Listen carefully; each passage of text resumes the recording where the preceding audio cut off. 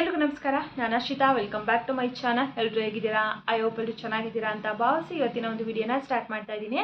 ಗೃಹಲಕ್ಷ್ಮಿ ಯೋಜನಾ 31ನೇ ಕಂತಿನ ಹಣದ update video ಆಗಿರುತ್ತೆ. ಬಿಡುಗಡೆ ಆದಾಗಿಂದ ಇಲ್ಲಿವರೆಗೂ ಕೂಡ ಯಾವ್ಯಾವ ಜಿಲ್ಲೆಗಳಿಗೆ ಜಮಾ ಆಗಕ್ಕೆ ಪ್ರಾರಂಭ ಆಗಿದೆ, ಇನ್ನು ಯಾವ್ಯಾವ ಜಿಲ್ಲೆಗಳಿಗೆ ಬಿಡುಗಡೆ ಆಗಿಲ್ಲ, ಎಷ್ಟು % ಜನರಿಗೆ ಬಂದಿದೆ ಅಂತ ಹೇಳ್ಬಿಟ್ಟು ಅದ್ರ ಬಗ್ಗೆ ಅಪ್ಡೇಟ್ನ ಈ ವಿಡಿಯೋದಲ್ಲಿ ತಿಳಿಸ್ಕೊಡ್ತಾ ಇದ್ದೀನಿ.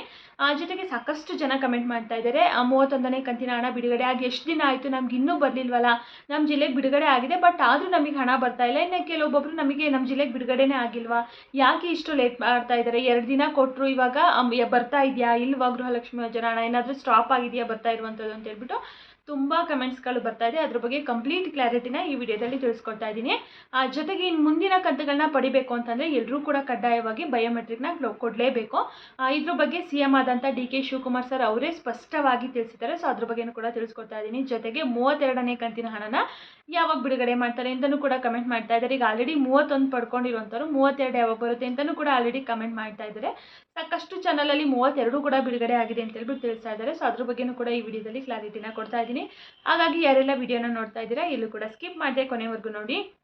ಹಾಗೆ ನೀವೇನಾದರೂ ನನ್ನ ಚಾನಲ್ನ ಫಸ್ಟ್ ಟೈಮ್ ನೋಡ್ತಾ ಇದ್ದೀರಾ, ಹೊಸದಾಗಿ ಏನಾದರೂ ನನ್ನ ಚಾನಲ್ ನೋಡ್ತಾ ಇದ್ದೀರಾ ಅಂದರೆ ಪ್ಲೀಸ್ ಎಲ್ಲರೂ ಕೂಡ ಅಶ್ವಿತಾ ಯೂಟ್ಯೂಬ್ ಚಾನಲ್ನ ಸಬ್ಸ್ಕ್ರೈಬ್ ಮಾಡ್ಕೊಳ್ಳಿ. ಹಾಗೆ ಇವತ್ತಿನ ಈ ಮಾಹಿತಿಯ ವಿಡಿಯೋ ಇಷ್ಟ ಆದರೆ ಪ್ಲೀಸ್ ವಿಡಿಯೋಗೊಂದು ಲೈಕ್ ಮಾಡಿ ಅಂತ ಹೇಳ್ತಾ ಈ ಒಂದು ವಿಡಿಯೋನ ಸ್ಟಾರ್ಟ್ ಮಾಡ್ತಾ ಇದ್ದೀನಿ.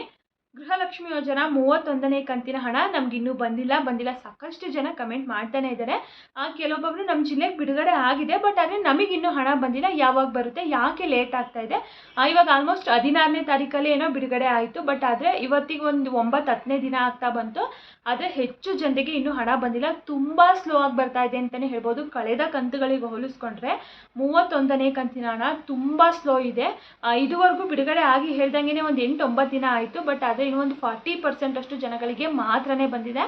ಅದರಲ್ಲೂ ಕೂಡ ಎಲ್ಲ ಜಿಲ್ಲೆಗಳಿಗೂ ಕೂಡ ಇನ್ನೂ ಬಿಡುಗಡೆ ಆಗಿಲ್ಲ. ಒಂದು 20, 22, 23, 24 ಇಷ್ಟು ಜಿಲ್ಲೆಗಳಿಗೆ ಮಾತ್ರನೇ ಹಣ ಬಂದಿದೆ. ಇನ್ನು ಒಂದು 8-9 ಜಿಲ್ಲೆಗಳಿಗೆ ಬಿಡುಗಡೆ ಆಗಬೇಕು, ಬಿಡುಗಡೆ ಆಗಿಲ್ಲ. ಈಗ ಏನು ಬಿಡುಗಡೆ ಆಗಿದೆ ಅಲ್ವಾ ಒಂದು 20-22 ಜಿಲ್ಲೆಗಳಿಗೆ, ಅದರಲ್ಲೂ ಕೂಡ ಒಂದು 40% ಜನಗಳಿಗೆ ಮಾತ್ರನೇ ಬಂದಿದೆ. ಇನ್ನೂ ಒಂದು 60% ಜನಗಳಿಗೆ ಬರಬೇಕು. ಹೇಳ್ದಾಗೆ ತುಂಬ ಸ್ಲೋ ಆಗಿ ಬರ್ತಾ ಇದೆ. ಅಂದರೆ ಪ್ರತಿದಿನವೂ ಬರ್ತಾ ಇದೆ ಬಟ್ ಸ್ವಲ್ಪ ಜನಕ್ಕೆ ಒಂದು 5%, 10% ಒಳಗಡೆ ಅಷ್ಟು ಜನಗಳಿಗೆ ಮಾತ್ರನೇ ಬರ್ತಾ ಇದೆ. ಮೇ ಬಿ 2ನೇ ಹಂತದಲ್ಲಿ ಏನಾದರೂ ಬಿಡುಗಡೆ ಮಾಡಿದ್ರು ಅಂತಂದರೆ ಇವಾಗ ಒಂದು ಹಂತದಲ್ಲಿ ಮಾತ್ರನೇ ಬಿಡುಗಡೆ ಮಾಡಿದ್ದಾರೆ. ಪ್ರತಿ ಸರಿನೂ ಕೂಡ 3 ಹಂತದಲ್ಲಿ ಬಿಡುಗಡೆ ಮಾಡ್ತಾರಲ್ವ. ಸೊ ಇವಾಗ 2ನೇ ಹಂತದಲ್ಲಿ ಏನಾದರೂ ರಿಲೀಸ್ ಮಾಡಿದ್ರು ಅಂತಂದರೆ ಬಹುಶಃ ಇನ್ನೊಂದು 30-40% ಅಷ್ಟು ಜನಗಳಿಗೆ ಬರ್ಬೋದು ತುಂಬ ಬೇಗ. ಜೊತೆಗೆ ಇನ್ನು ಯಾವ್ಯಾವ ಜಿಲ್ಲೆಗಳಿಗೆ ಬಿಡುಗಡೆ ಆಗಿಲ್ಲ ಆ ಜಿಲ್ಲೆಗಳಿಗೂ ಕೂಡ ಬಿಡುಗಡೆ ಆಗ್ಬೋದು ಅನಿಸುತ್ತೆ. ತುಂಬ ಜನ ನಮ್ಮ ಜಿಲ್ಲೆಗೆ ಬಂದಿದೆ, ನಮಗೆ ಬಂದಿಲ್ಲ, ನಮಗೆ ಯಾವಾಗ ಬರುತ್ತೆ ಅಂತ ಕಮೆಂಟ್ ಮಾಡ್ತಾನೆ ಇದ್ದಾರೆ. ಹೌದು, ಸಾಕಷ್ಟು ಜನರಿಗೆ ಇವಾಗ ಫಾರ್ ಎಕ್ಸಾಂಪಲ್ ಒಂದು ಹಾಸನ, ಮೈಸೂರು ಅಂತಲೇ ತಗೊಳ್ಳಿ, ಬಿಡುಗಡೆ ಆಗಿದೆ ಬಟ್ ಆದರೆ ಇಲ್ಲಿ ಒಂದು 30-40% ಜನಗಳಿಗೆ ಮಾತ್ರನೇ ಬಂದಿದೆ. ಇಲ್ಲಿ ಲಕ್ಷಾಂತರ ಜನ ಇರ್ತಾರೆ. ಅದರಲ್ಲಿ 30-40 ಅಂತಂದರೆ ಒಂದು 30-40-50 ಸಾವಿರ ಅಥವಾ ಒಂದು 1 ಲಕ್ಷ 2 ಲಕ್ಷ ಇಷ್ಟು ಜನಕ್ಕೆ ಬಂದಿರ್ತಾರೆ. ಇವಾಗ ಒಂದು 15 ಲಕ್ಷ ಜನ ಇದ್ದಾರೆ ಅಂತ ತಿಳ್ಕೊಳ್ಳಿ, ಒಂದು 10 ಲಕ್ಷ ಜನ ಇದ್ದಾರೆ ಅಂತಲೇ ತಿಳ್ಕೊಳ್ಳಿ. ಅದರಲ್ಲಿ ಒಂದು 4 ಲಕ್ಷ ಜನಕ್ಕೆ ಬಂದಿರುತ್ತೆ ಬಟ್ ಮೇಜರ್ ಆಫ್ ಜಾಸ್ತಿ ಜನಕ್ಕೆ ಬಂದಿರಲ್ಲ. ಯಾಕಂದರೆ ಇಲ್ಲಿ 6 ಲಕ್ಷನೇ ದೊಡ್ಡದಲ್ವಾ, 6 ಲಕ್ಷ ಜನಕ್ಕೆ ಬಂದಿರಲ್ಲ, 4 ಲಕ್ಷ ಜನಕ್ಕೆ ಬಂದಿರುತ್ತೆ. ಸೊ ಆ ರೀತಿಯಾಗಿದೆ. ಹೆಚ್ಚು ಜನರಿಗೆ ಬಂದಿಲ್ಲ ಮತ್ತು ಸ್ಪೀಡಾಗೂ ಕೂಡ ಬರ್ತಾ ಇಲ್ಲ. ಪ್ರತಿದಿನವೂ ಕೂಡ ಬರ್ತಾ ಇದೆ, ಎಲ್ಲೋ ಸ್ವಲ್ಪ ಜನಕ್ಕೆ ಬರ್ತಾ ಇದೆ. ಹೇಳ್ದಂಗೆ 2ನೇ ಹಂತದಲ್ಲಿ ಏನಾದರೂ ರಿಲೀಸ್ ಆದರೆ ಬೇಗ ಬರುತ್ತೆ. ಆದಷ್ಟು ಬೇಗ ಸರ್ಕಾರ ಹಾಕಲಿ ಅಂತ ಹೇಳ್ಬಿಟ್ಟು ಎಲ್ಲರೂ ಕೂಡ ಕೇಳ್ಕೊಳ್ಳೋಣ. ಇವಾಗ ಕೊಟ್ಟಿರೋದೇ 31ನೇ ಕಂತಿನ ಹಣ ತುಂಬ ಲೇಟು. ಇಷ್ಟರಲ್ಲಿ 32 ಕೂಡ ಮುಗಿದೆ, 33ನೇ ಕಂತಿನ ಹಣ ಇಷ್ಟರಲ್ಲಿ ಕೊಡಬೇಕಾಗಿತ್ತು ಲೆಕ್ಕದಲ್ಲಿ. ಬಟ್ ಆದರೆ ಇವಾಗ ಕೊಡ್ತಾ ಇರೋದೇ ತುಂಬ ಲೇಟು.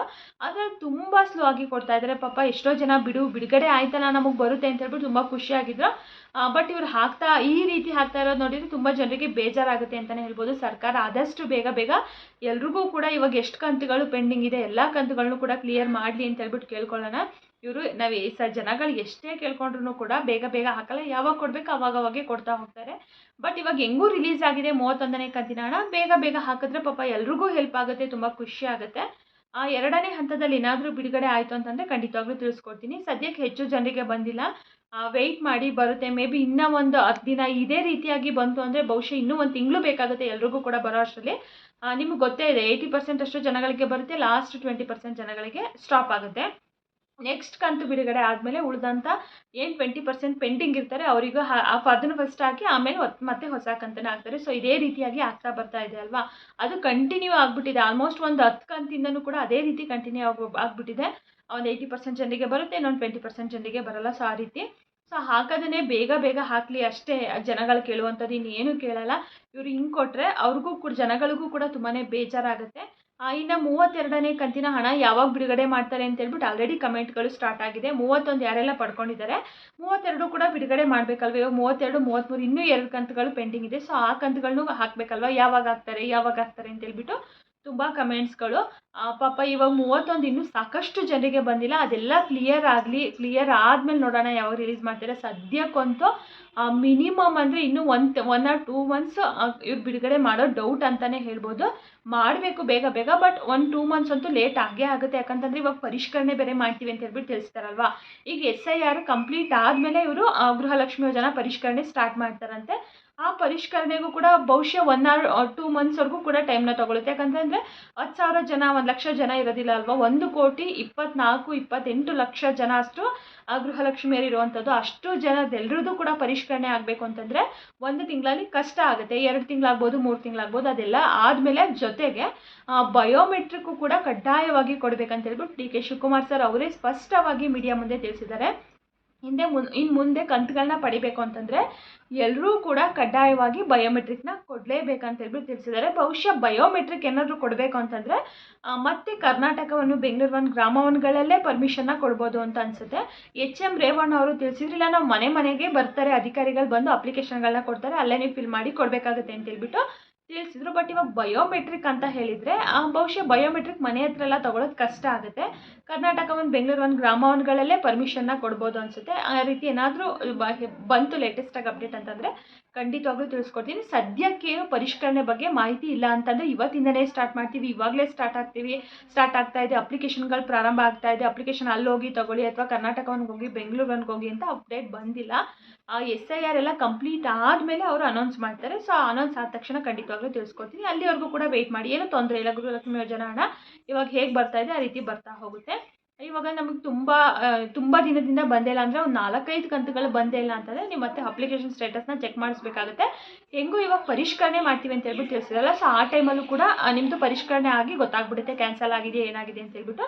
ಇನ್ ಕೇಸ್ ಕ್ಯಾನ್ಸಲ್ ಆಗಿದ್ರೆ ಇವಾಗ ಮತ್ತೆ ಅಪ್ಲಿಕೇಶನ್ ಹಾಕೋ ರೀತಿಯೇ ಮತ್ತೆ ಹೊಸದಾಗಿ ಹಾಕಿ ಮುಂದಿನ ಕಂತುಗಳು ನಿಮಗೆ ಬರ್ತಾ ಹೋಗುತ್ತೆ. ಇನ್ನು ಗೃಹಲಕ್ಷ್ಮಿ ಏನಾದರೂ ಬಗ್ಗೆ ಡೌಟ್ ಇದ್ದರೆ ಕಮೆಂಟ್ ಮಾಡಿ. ಇವತ್ತಿನ ಮಾಹಿತಿ ಇದಾಗಿತ್ತು. ಯಾರೆಲ್ಲ ವಿಡಿಯೋನ ನೋಡಿದಿರಾ ಎಲ್ರಿಗೂ ಕೂಡ ತುಂಬಾ ಧನ್ಯವಾದಗಳು. ಮತ್ತೆ ಮುಂದಿನ ವಿಡಿಯೋದಲ್ಲಿ ಸಿಗ್ತೀನಿ. Thank you for watching.